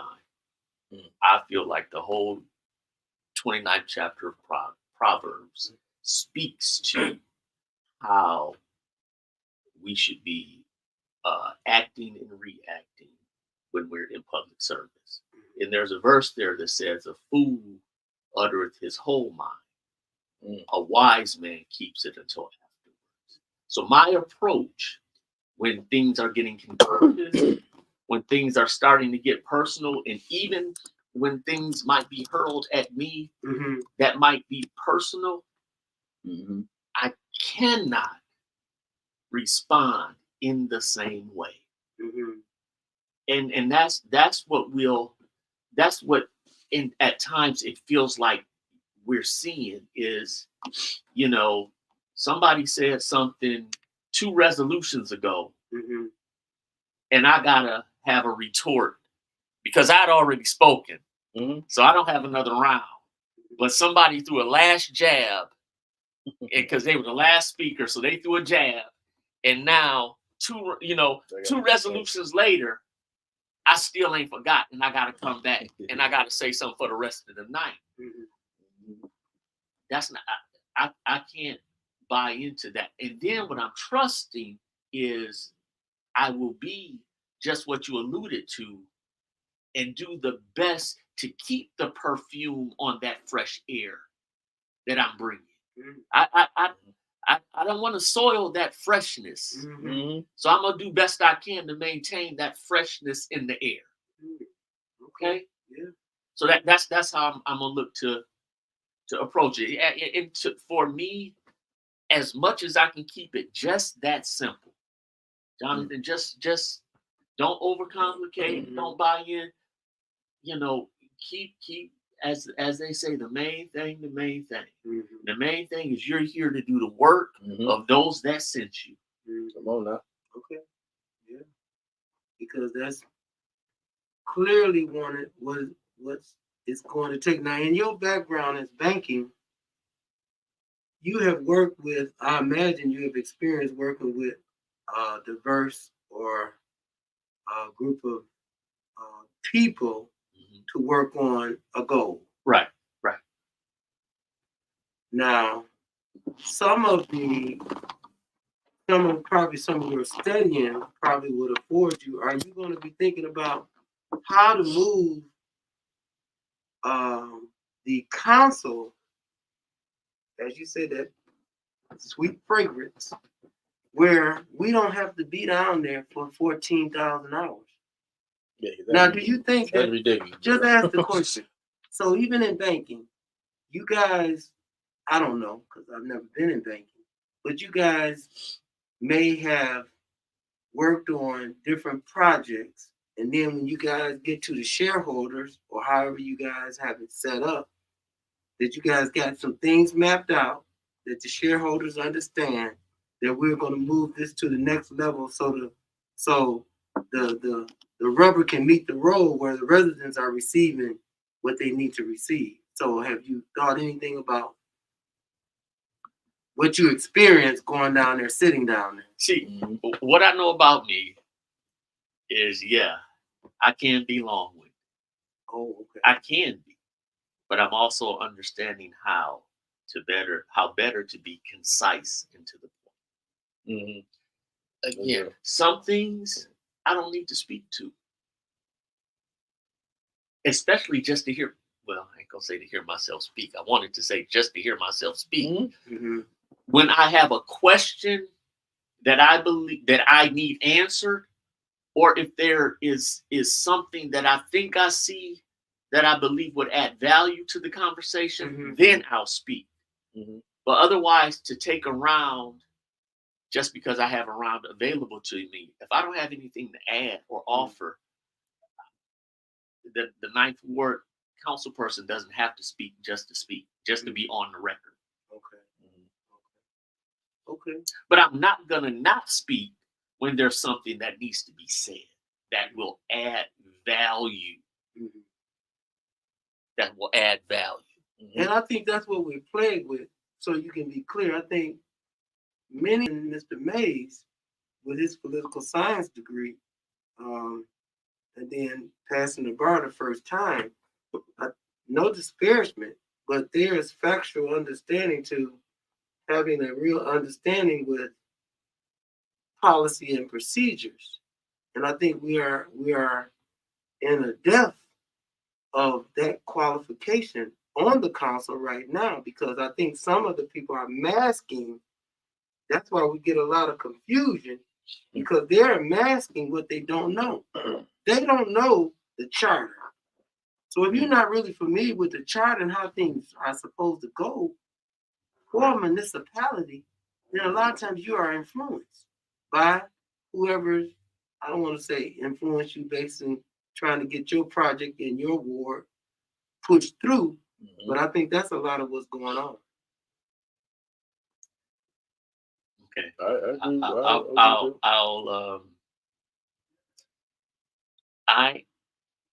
I am willing to learn. Okay. I want to learn. When I don't know, again, I'll ask the question, but I don't want to just talk my way through to sound intelligent. Okay. Because in my mind, somebody is out there listening to say, you don't even know what he's talking about. Exactly. Somebody now, some some of us we can fluff some stuff to make it sound like. And this is one people thing. know what's going on. This is one thing that I understand. I got an idea what you're talking about, but I know you don't know what you're talking about. Yeah. I understand there's a difference between answering a question and addressing a question. Come on, man. All that old fluff talk, we don't got time. There's a difference. And best I can, I'm going to stay away from addressing questions, meaning talking around them and not answering. Right. Did you go left or right? Well, I went roundabout, and I eventually what wound up happening was and I never told you if I went left or right. In a roundabout way. In a roundabout way. And that's politics 101. I want to keep. I want to do better than that. Politics 101. Yeah, man. But this is the other thing, and I say I wanna. I was talking to a young future constituent a couple of days ago, and I can, I'm asking them to call me so they can come to know who I am and I can express. And I know, I can tell you what I think you want to hear and sound real good. Real good. But I told her this, and I say this to all. Yes, I would like your vote. But between now and May 7th, allow me to earn it. Come on now. Come on. Have conversation with me. Yeah. Come to know who I am. Right. Okay. I'm willing to do that. Okay. Because I want to earn the vote. And again, I don't want it to be months later. I don't ever want to have to worry about recall because I didn't do something I said I was going to do, or I'm not acting in a manner conducive to the role. Now, if somebody just have a personal something, they got a personal something. But again, I don't want legitimately it to be said that he did something he wasn't supposed to do. He ain't answering the phone. But between now and then, don't just throw your vote away. Don't just give it to me because I asked. I was the first person to ask for it directly. Yeah, I respect that. I very much. I would want to earn your vote. I want to earn it because I want you to feel good months later to say it was good that he came and spoke. Yeah. But that's how we saying like with young folks, man. Like stop asking for $1. For $5. Let me earn you $5. Right? That's the big difference. You're more prone to deal with them. I can deal with you trying to earn. If you come out here just, saying all this grandiose stuff, man, and, with no merit. We see through that. Hey, people that's why we call it. The Dale get a recall every other week. I'm just saying. You know what I'm saying? She might duck this last one. She didn't had 2 already this year. If you don't think I don't know how to put words together, all you got to do is look at my wife and then look at me. Okay. Look at my wife and look at me and you say, how did that brother hit? You must know how to put some words together. So I know how to put words together, but I also know how to treat people right. Come on now. Now I might have I might have put some words together to get enough time extended to me to where I can show her I know how to treat you right. Did you slow it down? Did you slow it down? Enough to slow it down. At least say, can we not just have a conversation? Can we have more conversation? Come on, I got more stuff to talk about. So I know how to put words together to again address questions if I have to or if I had to, but I want to earn something here. I respect that. I know my lady. I know my lady would say the same thing. She'd be looking like, he probably had the gift of gab when he first ran up on me. Yeah. But I had to make him stand on it. Yeah, see they don't make you stand on it. Y'all look at me and look at her and say, boy, Nah, his wife is good people. I rock with her. I appreciate it. She provide insight and knowledge. She's the bank institution too, so.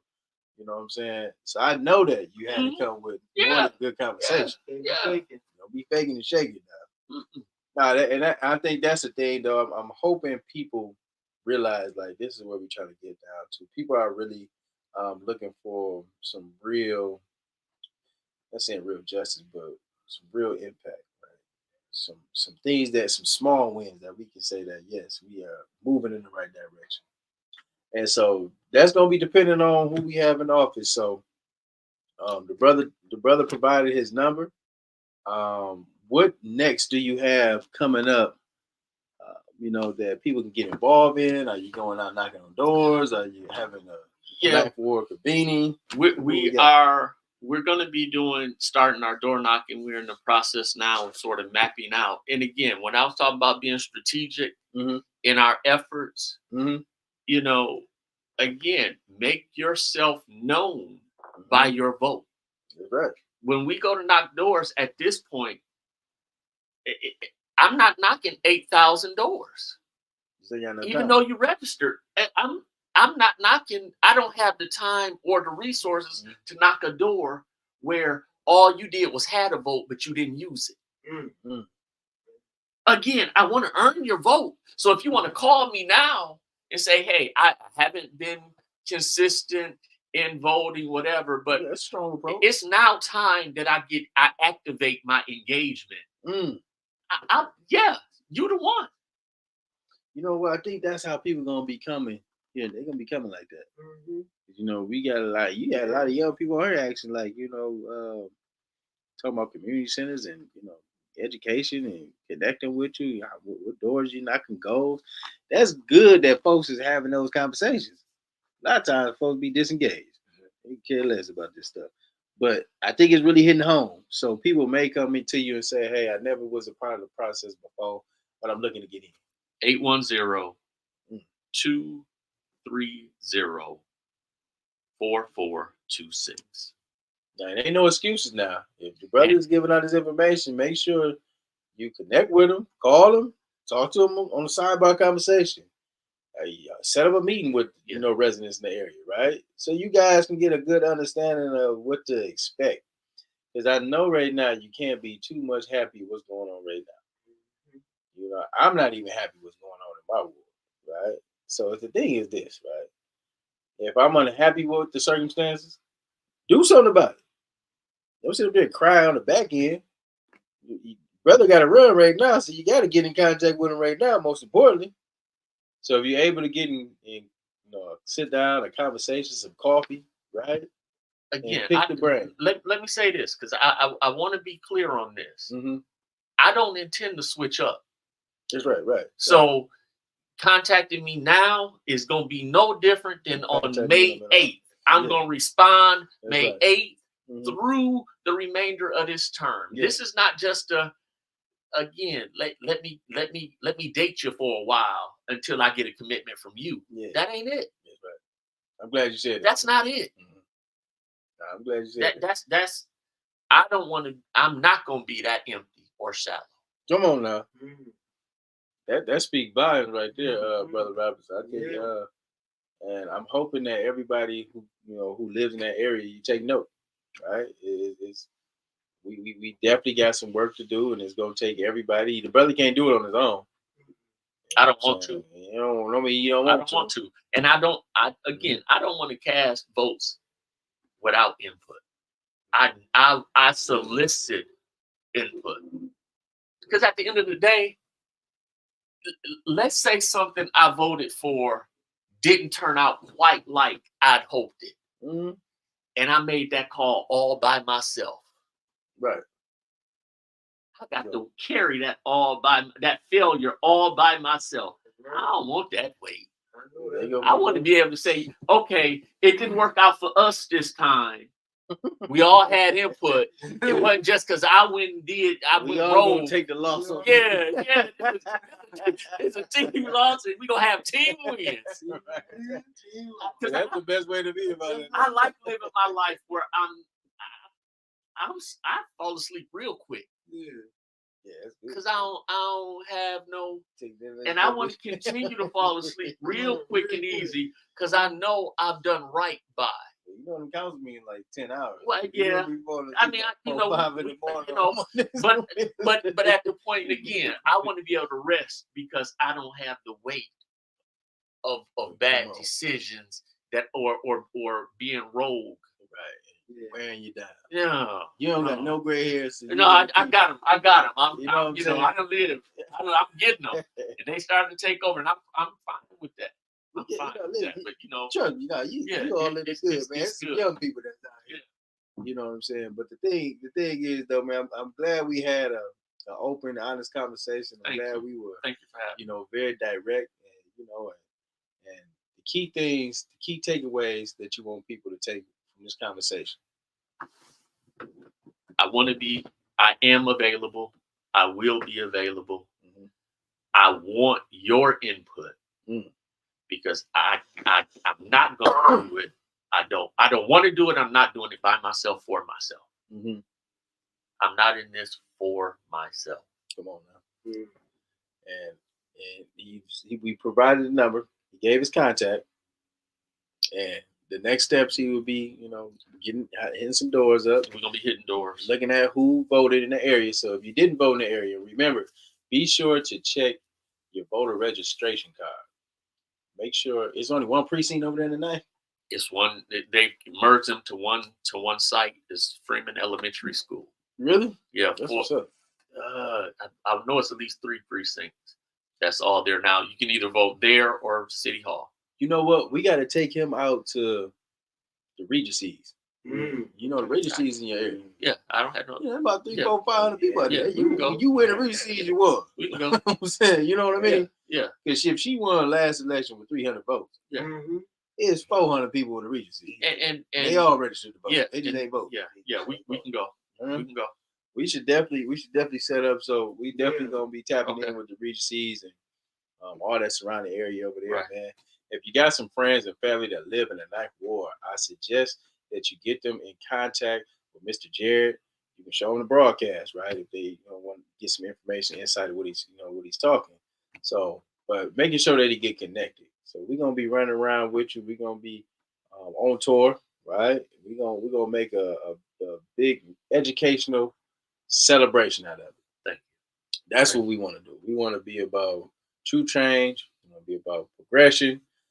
We want to be able to get folks in position to be able to do the work, and we all working alongside with each other. So that's how this community is moving forward. You got any ideas, concepts, brother is welcome. Please contact them.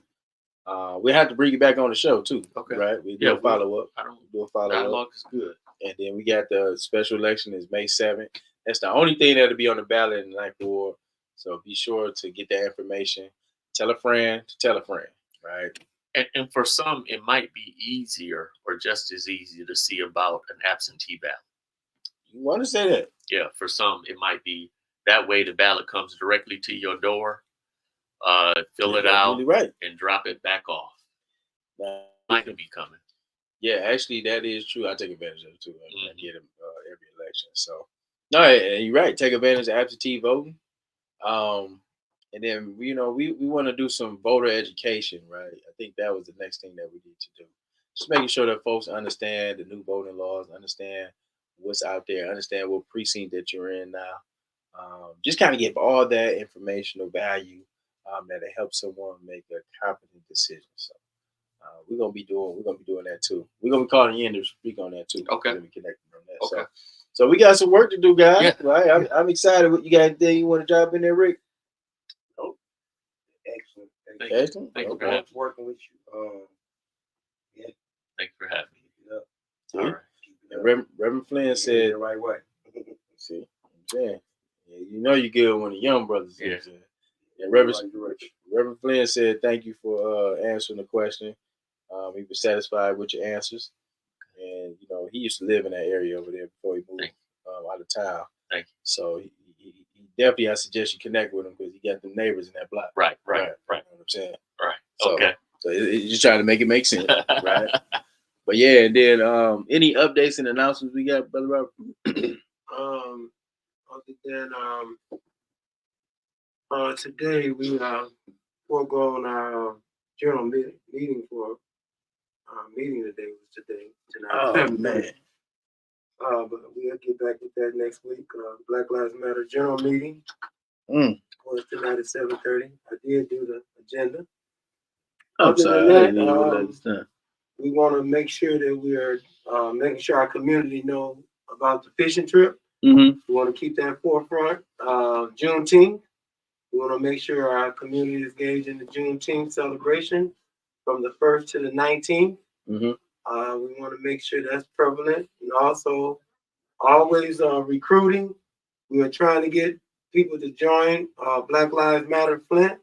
So we're putting a call out to our community to be a part of our efforts, because a lot of times people talk about Eric Mays passing and all that kind of stuff.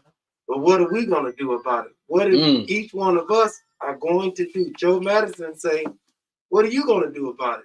Good Now, man. we all need to take a piece of Eric and put that within who we are so we can move our community forward and really do some amazing things that he would be proud of. So this is some things that we are encouraging our community to come and be a part of Black Lives Matter. Bring your talents. Whatever your talents is, you have a place here. That's right.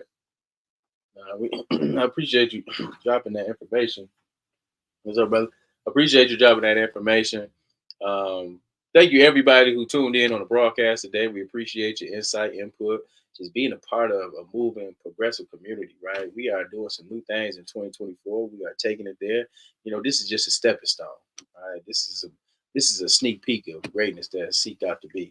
So it's going to take every one of us to go ahead and make sure that we be the difference and continue to show up every time. So we appreciate everybody who do show up. We appreciate all the grassroots leaders that's out there doing the work. We appreciate the institutions that work on behalf of the city of Flint.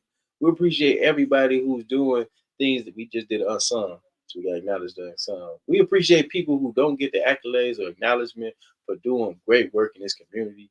And we appreciate you. Just know that we appreciate you. We love you. We want to see something greater. We want to see something better. We want to provide foundations for our youth. We want to be able to go ahead and show how robust we can be. So, listen, we got a great deal to do. Please be sure to share the broadcast. Make sure you like it if you haven't liked it already, right? Be sure to get this information out there about the special election May 7th. Make sure that when we call a community conversation, we'll be talking about these things and inviting speakers up. We do have Black Women Are Divine. I almost, we got to give highlight to the Black Women Are Divine. Right. March 23rd.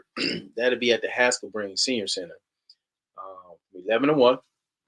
We'll be honoring all Black women. We'll be just, showcasing. We got brunch taking place. We'll have food in the house. We'll be feeding. We'll have some special honorees that will be receiving awards. And we're just going to have a good time, right? We wouldn't be nowhere without our Black women. We appreciate our women for being the backbone of our culture, this country, and this world. So continue to uplift. Good night, brother Javante. Appreciate you for tapping in. Thank you. Peace and blessings, Miss Eartha. What's up, Deontay? You tripping? Everybody, thank you, Miss Taylor, for joining in on the conversation. And we will be back with brother Jonathan Jarrett, right? Of that famous Jarrett last name. We will definitely be back in the mix. He will be here more often. You got an open seat here, so you can always come in, drop information, notes, whatever you got going on, you can bring it to the platform. And we just gonna continue to keep rocking and rolling. We're gonna continue to keep rocking and rolling and being the difference, right? So once again, like the broadcast, share it out, tap in with Mr. Jarrett. He is running for the 9th Ward City Councilman and looking to be the change. So we appreciate everybody for tapping in. You know how we tap it out this way. We tap it out with a double deuce. And so we're going to Wakanda out. And we're going to, here we go, we do it together. All right, Wakanda out. Wakanda out. We light it up like sauce in the sauce in the sauce. We light it up like sauce in the sauce in the sauce. Fli-City got some dogs in it, dogs in it, dogs. Fli-City come off authentic, authentic. We light it up